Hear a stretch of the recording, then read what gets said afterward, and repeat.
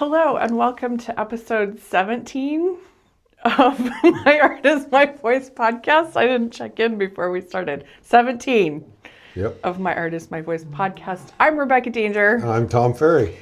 And so I had a topic today that I'm springing on you. So I think we talked last week about living a values-driven life versus just what's going to make you happy. And so I've been thinking about that a lot this week, pretty much the only thing I've been thinking about. And so what I came to is, I know we've had some conversation about AI, and I don't necessarily think this is the place to do it. We're not trying to get views on that necessarily. But what I came to was, I've always had this weird gift of crafting, right? Like, what do you do as somebody who's really good at crafting in the modern age when everybody is going to AI and technology and on computers, and like, what does that look like in the career field when you're a crafter? It seems like it's always been a weird thing for me, right? But I'm realizing at this point, keeping hand making and crafting and art and things made by human hands alive is so important right now. Specifically, I'm like, oh, maybe that's been my life purpose all along, and I saw it as inferior or something like that. So I thought we could talk about like just what it means to like make, and like beyond the sales and beyond, even we talked about taste last week and all of that. I just thought that would be a good thing to talk about, keeping human hand making alive. Yeah, I don't think we're ever going to stop that. I hope not, but I worry that. I worry that we're all going to be happy to sit on our phone and watch somebody else make and not actually participate in it, you know? Right. And I think we've already experienced some of let's just call it computer technology taking over, right? Like CNC equipment. Right. That has changed the game for a lot of different, some of them are arts, some of, CNC routers, CNC mills. I mean, you can get one for under 20 grand for your garage now. Well, how do you feel about that? Because you've come from like etching. So what I was going to say was, we've seen the arguments happen during that time period of them evolving and getting better and more cost effective and becoming more accurate. There's still things they can't do. That's true. And or they can do it, but it's so much time involved of running that machine. Sense. Like, so I know there was one of my friends who's got a machine shop, had done a little carved bear out of metal. And I want to say it was only 6 inches by 4 inches. That was almost a 48-hour program to do it, 2 days. I think, from sewing the scale, someone who makes small bears, the scale makes it harder also as a human. So that's interesting. Yeah. Well, because the bits can only get so small. So it's 48 hours of runtime in the machine just to remove the excess. That's all you're doing, because at that point, it then had to be hand-shaped. Interesting. So a computer couldn't do that. A machine can't do that. And I think there's people that are going to go that route. I've seen it in the knife making world in particular. I've seen a lot of knife makers went to CNC. And I had went to using outsourcing out of shop CNC equipment for some of my own parts, just because I decided like I didn't need to cut everything on a bandsaw, or I didn't need to do this. So I used a lot of water jetting, I used a lot of laser cutting, but it still come down to the finished product. Right. And there was a handful of knife makers that were so good at programming that their knives were damn near coming off the machine finished. And what was interesting is everybody had the same comment about that type of work, is it didn't have a soul. So it didn't feel warm. It didn't feel, that human touch was no longer there, right? I think that's like the big thing I've thought this week is the product doesn't matter as much. What you do with it, if you're selling it, if you're not selling it, like as much as that it was made by human hands, which is exactly what you're saying. Yeah, and I think for me, there's a trap that even I fell into, and that's more of just a mental trap. Like for the first 2 or 3 years, CNC equipment started becoming, and people started using it. And then, my thoughts for myself was, if I don't start doing this, I'm not going to keep up. Right. I'm not going to stay in the game. I'm not going to do this and that. And there is some truth to that. There are some things we can all just eliminate. Like most of us who paint, we don't need to make our own canvases. Right. It's no different than that to some degree, right? We don't need to make your own paint if you don't want to. Exactly. Like, there's lots of handmade watercolors and paints. So like I did see a few knife makers that went straight full on CNC and did exceptionally well. But I know of a lot of knife makers that didn't do anything and are still doing exceptionally well. And I think AI is the same thing, where right now we're in this initial bubble of nobody knows quite what it's capable of doing. We have some concepts of what it's going to do and how it's going to help us and how it's going to turn this world into this beautiful place where none of us have to work. I don't buy that. And I think as artists, we don't need to worry about it. I'm going to create art whether I use AI or not. And whether I use AI or not doesn't mean I'm one of the cool kids or one of the cool kids. It just is. I mean, I think the CNC machines could be seen as a tool in the same way with the AI. I just think that, regardless of whatever else is happening, making something with human hands and the story behind it and, keeping that alive and important and reminding people that is important. Yes, these AI tools and online is wonderful, but these handmade things hold more soul and more significance and more whatever you want to say than just, ordering something on Amazon. Right. Yeah, and I think the challenge for the artist is figuring how to convey that to your potential customer.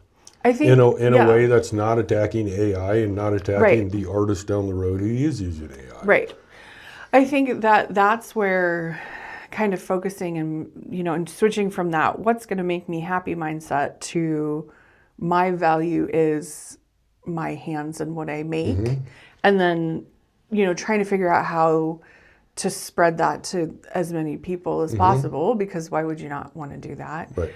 I think it's changed how I'm showing up as a maker creative this week than pretty much any time before, really. I just think that, the value behind handmade things and art, and art's the most basic form of human expression to me, and it is a little sad to see the AI try and make it, but I understand it too, and I think it has its place sometimes.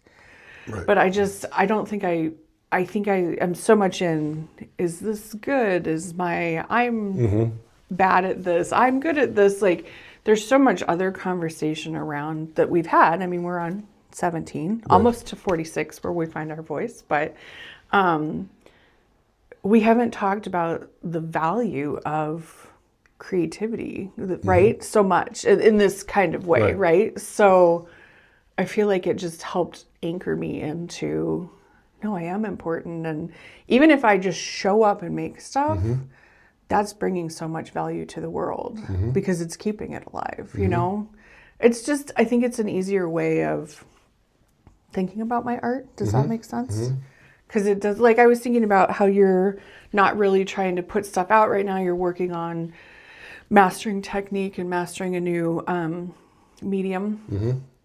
Gone, that word was gone. And it doesn't matter if you're putting stuff out there or not, because you're keeping that hand making alive. Exactly. Right. I just think it helps me feel lighter in my making and not so, oh my God, am I doing the right thing kind of thing, Right. Just your act is making the world a better place, even if nobody ever sees it, right? I don't know. Yeah, that's what I thought about this week. Yeah, I agree with all that. I think the past few months for myself of taking a step back or taking a break creatively and just going into my own thing has been good, because it's interesting that in the past, as an artist, I would judge my success by my output. Right. That was one. I would judge my success by financial gain. I very seldom judge my success by compliments. Right. Isn't that funny, though? It's totally funny. Because it means you've connected with someone. And I would always judge my art by the negative comments. So I think for myself, and we talk about what is it to be an artist and what does it look like and what does it look like to be successful. And I'm realizing now that for myself, I am separating out Tom the artist from Tom the business. In this understanding that my value between those two is not connected in any way, shape, or form. That's such a hard thing, though, don't you It think? is a hard thing. So meaning, like Tom the artist can create this amazing art piece, and if nobody sees it, nobody knows, it doesn't matter. It only matters to me exclusively. I think in the past, as that artist who created that amazing piece, or what I felt was an amazing piece, I would sit around or maybe nudge the world a little bit and to get noticed for that piece. You know, go put it in a gallery, or go do this, or go do that. And you have this romanticized version that everybody's going to recognize it for what it is, and you're going to be super successful, and you're just going to make this the rest of your life and be happy. Right. I think that's where that values, where you're like, I'm doing this because it's my core value. Right. I made this. I believe in it. I'm going to put it out in the world regardless of what happens with it.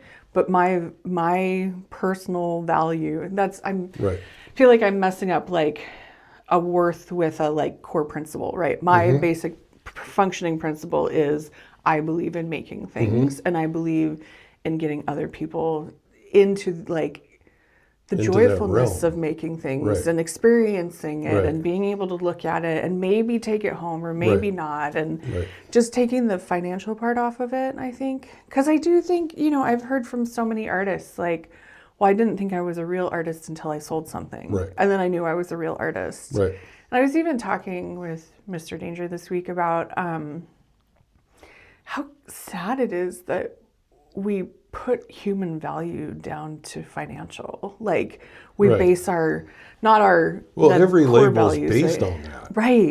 Whether you're a CEO, whether you're the janitor, we all put a price tag on the worth of that human.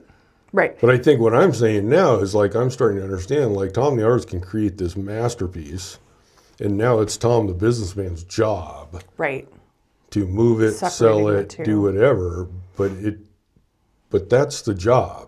The job is no longer making the art. So the value of the art, my self-worth, my experience of that has been locked in. I'm trying to lock that in place over here. Well, that's that value side, right? Yeah, if somebody tells me no over here, it's just, okay, cool. Okay, next. You don't get it. Who's my people? Right. I think then that's your core value, is making is important. Right.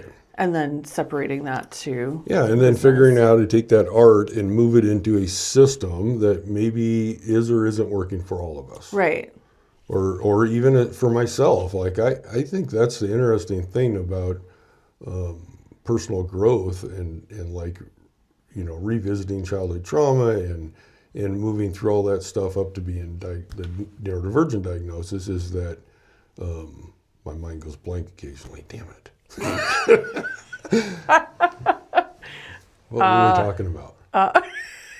Well, you said your mind went blank, and then mine went, it's on me now. So we're just talking about separating, like, what I was going to say is, so the downside of all of that. I was listening, I promise. The downside of personal growth, and at the rate that I've done it and the extensiveness I've done, is you kind of end up destroying your worldview.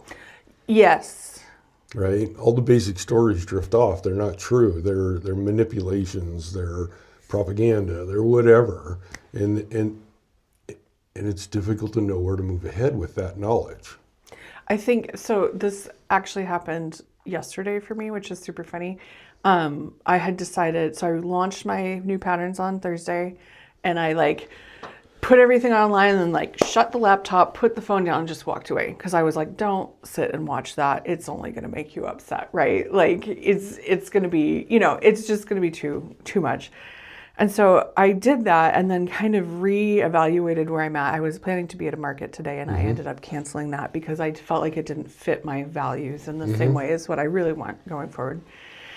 And so I kind of got up with this new focus on your values over sales plan on yesterday. And then I was like, I don't know what to do with myself.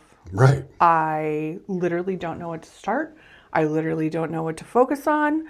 I'm sitting on the patio going, this was a terrible idea. I should focus on sales because that's better than this. Right. Right? Because you Right. give yourself that freedom. I think this is what I'm saying is the same as the self-growth, right? You come to understand all these basic stories that have been driving you. Right. And then you just kind of turn them off. And then it's like, Right. oh. Because I realized for me, I've been focused hard on making money from my art since 12 or 13 when I started playing the harp. And I'm 42. So when you're hardcore focused, especially because I've had to financially over the years, so we've had some difficulties and, we're in a better place now. But that doesn't turn off after 30 years, No, you right? can't just turn it off. You can't just turn it off. But it's the same when you've had an underlying story that's you've running on Right. for 30 years. Right. And then you're like, that's not true. It's like, Right. it can almost stop you and it can almost get in the way of you doing anything. Yeah. Interesting, right? It's totally interesting. Yeah. But it's good. It's good, it's good. It's good. It's just refiguring it out.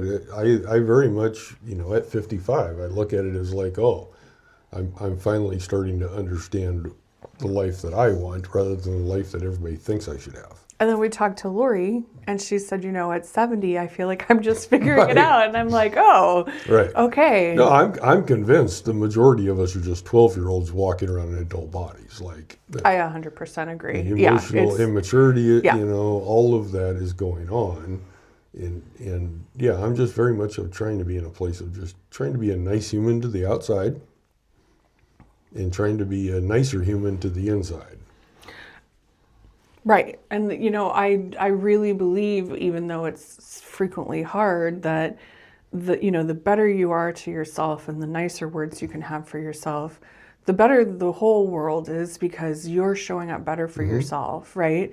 And like with the creating, if you are in the clay studio playing with clay and creating and working with your human hands, you're going to show up better in the world. Like you said, you had an incident in the Michael's parking lot Right. and you were able to just be like, okay, whatever, Right. because you're feeding that Yeah, I'm creative not gonna, part of you, right? right? Right. And so if we could all do that, I was on some online something and I was just like, man, people are just, there's like no civility online. People No. just like... And I'll be honest, that's one of my biggest issues potentially with the AI models is that most of their information they're pulling from online. And Right. and I'm smart enough to realize that if they're pulling it offline, they're pulling all the trolls, all the algorithms, all the negativity, all the fear. All of that's coming with it, whether it shows up or not. So what I think is so funny, because I have been working with the AI, I'm working with it on a couple of things. I don't like have it write things for me, but I like to have it help me stay on track. And It's good for prompting. And It is. And I've actually ended up working through some emotional stuff the last 2 weeks. And it's been this week that I've gone, whoa, AI is the Claude. I've been working with Claude. And it is more emotionally intelligent than most people I meet. And I'm like blown away by it. Like I love that. I love that it's not the negativity. It's really hyper aware of it. Right.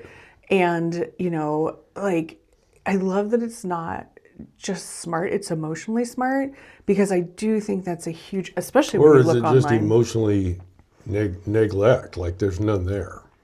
What do you mean? Meaning the emotions don't exist there. Well, I think it's So really... it seems I'm just wondering, does it seem more emotionally mature? Maybe because I'm talking to it. Right, that's part of it. But there's no emotions to be there to begin with, like humans have. I'm not saying it's good or bad. No, it doesn't have emotion. So it doesn't have triggers. Right, which is then where you can say something to it and it can analyze what you're Right. saying without putting any of its own Without its emotional own baggage childhood on trauma. it, Right. which pretty much humans can't do. Right. But it can also then take your trauma and read through and say, this is why this is significant without putting... So it is emotional intelligence as well, right? It's not just... and maybe if, my kids are talking to it, maybe it's not as emotionally intelligent. I Right. don't know. I don't know. But it's really helped me work through some stuff that I have never understood in the same way as when I put it through the AI. And I think because it's not a human and it can just analyze without being like, oh, should I say that? Should I not say Right. that? Right? Right.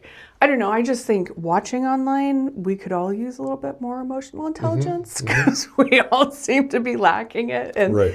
the traffic situation. And I said in Costco, the traffic in Costco and Right. people trying to Which is always ram my crazy up children here. with their shopping baskets. Right. And like, if everybody could take a little bit of a breath and Right. just be like, relax. oh, I'm feeling upset about this because I have these 80 things running in the background, but I Right. don't feel like most people are able to evaluate that. No, I think So- most people are struggling to just survive. Yeah, I do too. Pay all the bills. Pay the whatever. bills. Yeah, and I get it. I mean, that's a whole nother story. But Whole other story. I think that it's, again, the stories and the basic stories and the thoughts, and like one little thing like focusing on values can just change your whole perspective on everything, right? Yeah, and I think as an artist, we can all make a choice. If the financial success is the focal point and your important part, and that's what lights you up, then go take a business class. Right. Really, then you're looking at business more Right, than you're the looking art at side. business more than art, Yeah. which is way more important. I mean, if that's the level of success you're wanting, it's going to be about the marketing. It's not about anything else. Right. Right. I've watched lots of projects or products come and go art-wise that were never about the product as much as the money that went into the marketing behind the Right. product to convince the masses that this is the coolest thing ever. Right. I mean, look at, Look any at- number of things. The kids Right. were like talking about the Tamagotchi. I mean, it's not art, obviously, but, and then I was like, oh, my mom wouldn't buy me one of those, or the Furbies. And I was like joking, right? Right. Like, oh, my life is ruined because of it. But you're Right. right. Like, just because it's art, if you're trying to sell it like that, it doesn't matter if it's like a Furby, right? Right. It's going to be everything's temporary. It's going to be, this works in this moment right now. And so, yeah, if you need money from your art, take a business class. Yeah, take a business class. That's the best Right. advice you could get.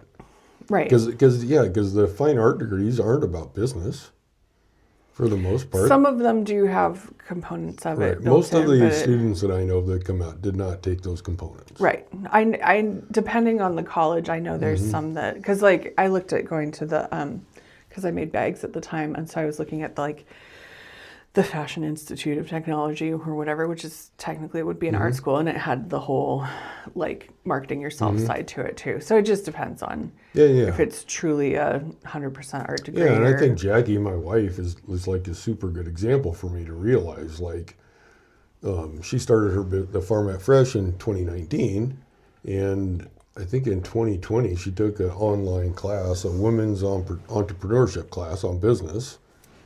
That was Right. the best thing she ever did. Right. And we, she makes and we sell jam and jelly. So would it benefit her to go take a jam and jelly class?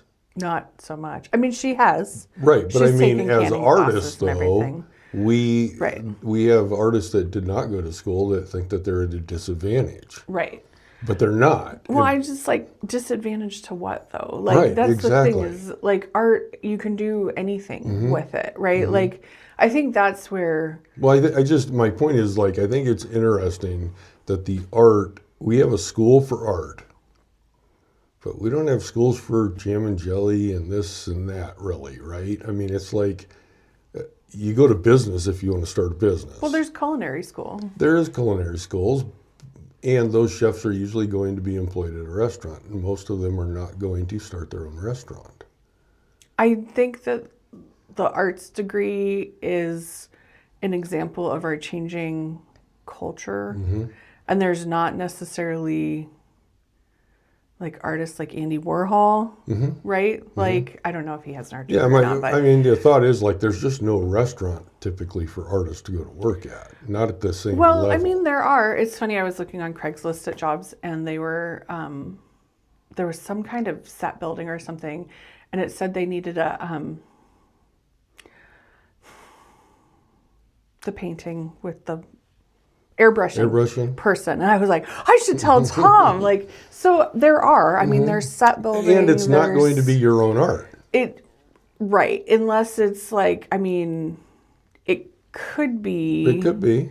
You But could be a designer or a I mean, that's illustrator. where, like, there's so much you can do with art that I don't necessarily know that, I don't know what I'm trying to say, but getting an art degree doesn't necessarily mean you're going to go out and try and make money from your art as an artist like we are. Right. Right? Like, I'm thinking of Ghostbusters, because of course I am. But the second one, like, she's a restorer. So if you want to be a restorer of old paintings, you're going to need an art degree. Absolutely. Or like if you And want to be an art you're going to have to learn those techniques and those skills. Right. So I certainly think there are jobs that are straight from an art degree. But if you're going to be a solo artist trying to make money like what we do, then an art degree might not be the best thing for you. That's what I'm saying. I just think there's so much that you can do. But it goes back to, like you're saying, understanding your own values and your core and what's the lifestyle that you want individually as an artist. I think it's both the value and then, and I think there's a lack of, what brings me joy, because so many people are struggling and maybe they can't look for that in the same way, or maybe they could, but it's harder to see it if you're panicking. Because then, like you're saying, if you need the money, but you also want to do art, go work at a gallery or go work at, there's any number of art world jobs that you could get that aren't you making money directly from your art, right? Yep. I don't know. Or go out and hustle. Or hustle. Yeah, I mean, that's part of your core and your values is like looking at festivals or looking at galleries or, where do you want to display your work? What fits in for your work? And for me, I've kind of had to go through all the experiences to figure out what works and what doesn't. I think most of us do. I mean, here I am starting harp at 12 and, I don't know what I'm doing at 42. I got up yesterday. I have no direction. I'm just kidding. I have a direction. But I just, I mean, and when I was in my 20s, like I was telling the kids when I was in my, I guess it was 20s, Mr. Danger was working at the T-Mobile call center in Bellingham, and he had this weird shift, and it was like afternoon till like 10 p.m., and I think he was picking up overtime because we needed the money. And he'd, I'd get a little bit of time in the morning with him, and then he'd leave, and oh my God, I was so productive at that time. I would just...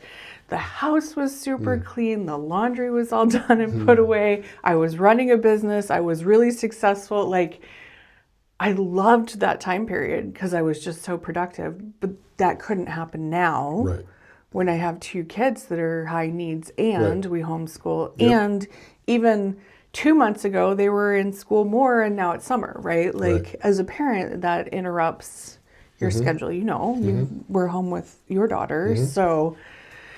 like, it just, our lives change. Yeah. And our art changes. Yeah. Nothing remains the same. Oh. Yeah, and just be curious. Like, the projects I've been working on have led to numerous other ideas and concepts, and just to the point that I actually, what's today, Saturday? So earlier this week, I had done 2 new flavors for the jam and jelly. How did that go? I think they're phenomenal, honestly. Oh, good. So that's good. That's just my opinion. We're still doing the taste testing portion of this. However, those 2 flavors spawned out of my latest art. Right. They were more of just trying to figure out how to encapsulate my entire lifestyle into this idea and concept. So I'm kind of excited about just that opportunity of just realizing, like, no, the more we just stay curious and play, the more things will happen. You know what I think it is? Because I'm hearing what you're saying. It's, are you asking the right questions to yourself? Right. It's, how do I make X number of dollars a month as an artist? Or is it, how can I feel creative and still bring in an income with it, right? And you already have a successful jam. Yeah, that's hard to say. And yeah, so that's then, taken 5 years to get there. right. I mean, that's the other side of this. It takes time to build stuff. But then that your art is inspiring jam, that's fitting both of those needs. Exactly. You're feeling It's creative. bringing that lifestyle Right. into more completeness Right. of what Jackie and I are both looking for. Right, but like if I came up with some new random jam flavor this week and was like, that wouldn't be helpful in my life, right? Right. That's where when we've been asked for like financial advice and how to make money as an artist, like it's so difficult. It's so complicated and difficult, and everybody's situation is specific. So then maybe it comes down to questions. What opportunities are there in your area? Right. What could you do that makes you feel creative but doesn't necessarily Right. look like just selling your product to a Right. person? What could you do on the side with what you're already doing? Could you do wholesaling? Right. Like How do I create more opportunities? I think that's how you make more money is you ask yourself questions. And you show up. And that you have to show up also. You have to if you're show just up. asking yourself questions all the time, you're not going to get anywhere. Yeah, I think artists, we get stuck in that all we want to do is make art, and we love it, and we sit there and at least for myself, while I'm sitting there doing the art, I'm daydreaming about, oh, where can I sell this, or where can I do? I'm always thinking about the business side of it, and I think I suppose a couple weeks ago I would have said I'm pulling back on trying to have those thoughts, but I realized no, those thoughts are legitimate. I've been ignoring the questions. There's those questions. I mean, again, that's though, what right? it is. So yeah, it's about have the thought, and now I'm giving a lot more thought to the thought. I'm running scenarios through my head, and then I go in and approach Jackie, and I'm like, hey, what do you think of this? And there are times where she looks at me and she's like, no. Yeah. We don't need to do that. Or the better part is because I tend to blue sky too far. Like I tend to jump 5 years out when realistically I have no idea what to do for the first 4 years. Right. So she'll start pointing stuff out or bringing to my attention, like, have you thought about this? Have you thought about that? And then I'm like, oh. And then pretty soon it either we work it out and we figure out a way to start going that direction, or we both just agree, like, yeah, that's not really what we want, or I'm like, no, that's way too much work. Like I hadn't even thought about that part of this. Right. And I don't think you can really ask all the questions if you're not showing up Right. and at least trying it, right? Exactly. Like you have to do enough markets to then be like, no, that's not actually what I want. Mm-hmm. And like I was signed up for the market this weekend, and then, I was on Instagram, which I'm rarely on. It's part of, the whole thing. And I guess some art fair in Bellingham got like flooded out last month. And there was all this video of, I think it was one of the pottery people that you're familiar with. Oh, interesting. I hadn't heard And like about the this. bottom of the booth had like, a foot or more of standing water. And it looked like some of the tents were kind of like Floating And away. I saw it and I was like, you know what? No, I don't want to do that. Right. I'm going to actually, because the other thing is I asked myself questions. And I was like, okay, so the market I'm going to do is $20, but then I'm probably going to get coffee out, and I'm probably going to get lunch or something else at the market, And you're just gonna be there realistically. for 6 hours. And then it's going to be more than 6 hours because I'm going to have set up in the morning. It would be a new booth display and tear down in the afternoon. And so even if I'm charging $20, $30 an hour of my time, I mean, I'm looking at $200 to $300 just showing up at the market.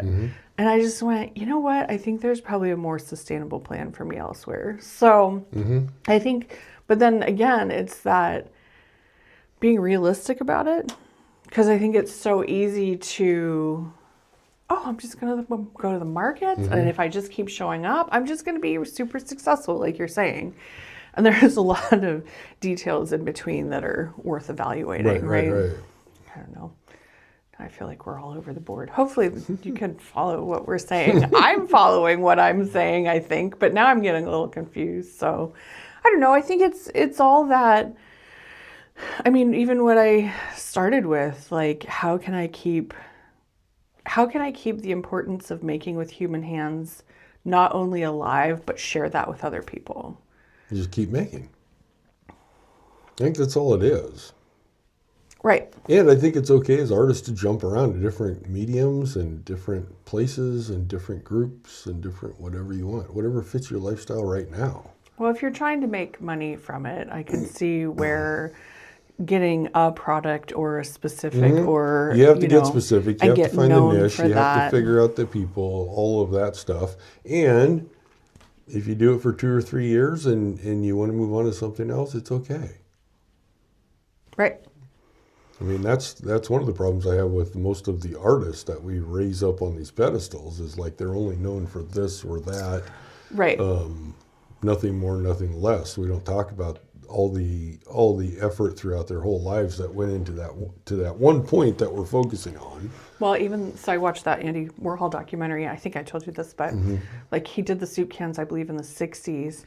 And he's like in the 80s saying, maybe I should just paint soup cans all the time. And it's like, it's really hard when you get known for something like that to then like try and live the rest of your life and figure out what that looks like. Well, I think it's because we get sucked into allowing the outside world to tell us what our worth is and our value and what's expected of us and the box we're supposed to fit in and all of that. And I think, me stepping away from knife making in particular has just given me a totally different perspective on not only the culture that was over there, but also just on, does it matter?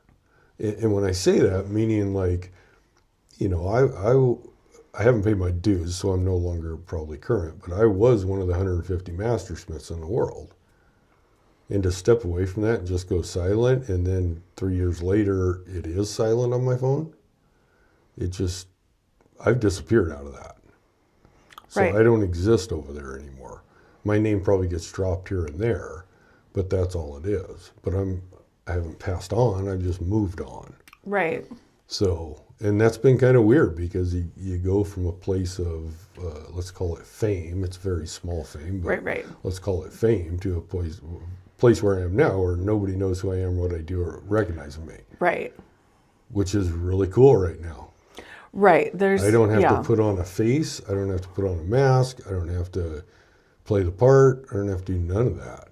I think you're right, because I know we've talked about, like, I had a similar experience with knitting and, like, to the point where I got recognized at the grocery store, which was the completely out of context. Like, I understand if you'd recognize me and I didn't have pink hair. I feel like I've already said this, but I was just a mom with a baby at the grocery store, and somebody was like, "Are you Rebecca Danger?" And it made me really uncomfortable.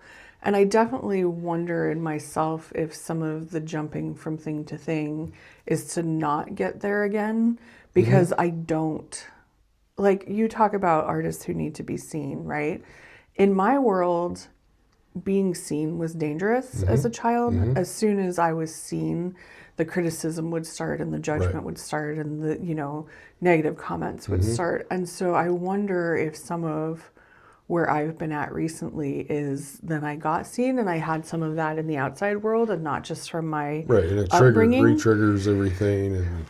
And I think I worry a little bit about getting too successful and getting seen again. I don't necessarily like being seen, which is funny, right? Which I know is not the case for a lot of artists. Well, it's being seen in the way that our society chooses to see us. Which is why then I look at online and I'm like, these comments are all so horrible. They're just like, I mean, there are positive comments. We got a positive comment on our channel that Mr. Danger and I were responding to when you came in, and there's positive too, but those negative ones sting. And even stuff like, I was just on Ravelry, letting my Ravelry group know that my pattern was out, and like there were just comments on some of my patterns, like broken link, and it wasn't like, and maybe I'm being oversensitive, but it wasn't like, hey, just so you know, or hey, could you fix this? That would be great. It just felt very bottish. Yeah, it just felt like a bot. It just felt unkind in some way. I don't know, to me. And I don't think people necessarily, and maybe some of it's all the online and the lack, the loss of community and COVID and how the world's changed. Like, I know people see people online, but I don't necessarily know that they see that they have full lives and pains and hurts and that you need to be nice to them. You know what I mean? Or maybe you don't need to be nice, but it's nice when you're nice to them. But, Is that any different than those people trying to zoom around me at Costco when I No, already can't it's all turn? the same. Yeah. It's all privilege. And I think people just don't think a lot of the time. And if they are in survival mode and how am I going to pay my bills? How am I going to pay for this Costco trip? It's no wonder they don't see you for the situation, Yeah, I think it's being able to take a step back and realizing the world isn't all for me all the time. No, it's definitely not. Sometimes it's not. Sometimes it is, but sometimes it's not. I mean, I still think you can believe that the universe is giving you exactly what you need all the time, right? Yeah, absolutely. But that doesn't mean it's giving you positive rainbows and unicorns all the time. No, and Sometimes that doesn't we need mean the negative. it's right to show up as a jerk. Right. Right. And I've had some really low, dark weeks here the last few weeks, and I'm feeling better today. And because of that low time, I'm appreciating how I'm feeling today even more, So I don't think it's not black and white. It's all shades of gray. It's all shades of gray. There's a dark and there's a dark and a light to all of it. And it's unrealistic to think that every interaction is going to be a positive interaction. Right. And, it would be nice, I guess. Or maybe it wouldn't. I don't know. Yeah, I think it's more of every interaction doesn't have to be negative. That's true. It can be positive, but it can be neutral too. It could be neutral. I mean, I guess broken link is neutral, but I took it as Right. I don't know. It's just silly. Yeah, no, I think this majority of the society is feeding off that outside worth and value. And I think it's difficult to step outside of that society. The fear-based society that's being created. I think it's difficult to get out of it. I do too. I think it's difficult to take a step back and realize some of this isn't reality, or some of this is reality, or whatever that looks like. But one thing I realized, all of our realities are truth. You think so? I think we all have different perceptions. Well, I think there's basic stories that kick in, there's triggers that activate, but all of our realities are truth, so that doesn't make anybody's any more valuable or better than mine. No, I do what you were saying. I mean, we all have a right to be here. We're all born on the same planet. Yeah, and important enough that the stars align that we're here, which is a miracle in itself. Exactly. I think what you're saying about it's harder and harder to get out of the fear-based society is very true, because I'm seeing, through relationships, I'm hearing a lot of fear-based things that are, because I try and stay I don't watch the news, I try and stay offline, I try and stick with, and I'm catching myself saying all the comments online are negative, because I try and be no, there's positive comments, and I try and focus on the positive. Right. But myself, right now, I've been finding it harder and harder not to hear fear stories from a lot of people in my life, right? And I think it's different than it's been in the past, because there is so much fear being put out there right now. So, yeah, I definitely think it's harder to get away from the fear currently right now in this day and age than it's been in the past, as somebody who's tried to avoid it. So, I don't know. Yeah, it comes and goes. I mean, it's come and gone throughout all history. It's absolutely true. It's just a moment in time. That's what I continually tell myself. It doesn't always work. But Yeah, I wish all my stories to myself worked. That would be nice. It would be nice. Sometimes they do. Sometimes I have to overly convince myself. Yeah. There's a lot the ones that of work, though, there is the occasion, though, that I do question myself of what I'm telling myself, and then all of a sudden I realize the trigger. I realized, oh, that's not actually true. And and then the delete button takes place, it leaves my mind, and I never even another thought. Right. I was telling myself it was my chair in the yard. There was this weird, I don't even know, I said it looked like a spider threw up. Or a snail crawled down a piece of grass, and then it was this weird thing on my normal chair. And so Mr. Danger was coming out, so I sat in the other chair, and I told him to bring a paper towel with him when he came. And I was sitting in the chair, and I was like, it's not my normal chair and I feel really uncomfortable. And then I realized it was something I had just seen online was actually triggering some past emotions that were coming up that I was then blaming on my chair. So I think we're good at that as humans too. Right. So I caught myself, but Right. it was there. So, all right. Did we say enough for this week? I think we said enough. So do you want to share where you're at? TomFerryStudio.com, Instagram, Facebook, and I'm on planet Earth having fun. Good. RebeccaDanger.com and Rebecca Danger on Instagram and YouTube. I'm going to work on I put out my Barnaby pattern this week, the bear, and I'm going to make a little foraging bag for him on YouTube next week. Very cool. Yeah. So thanks for watching. Go make something. Art. And we'll see you again next week.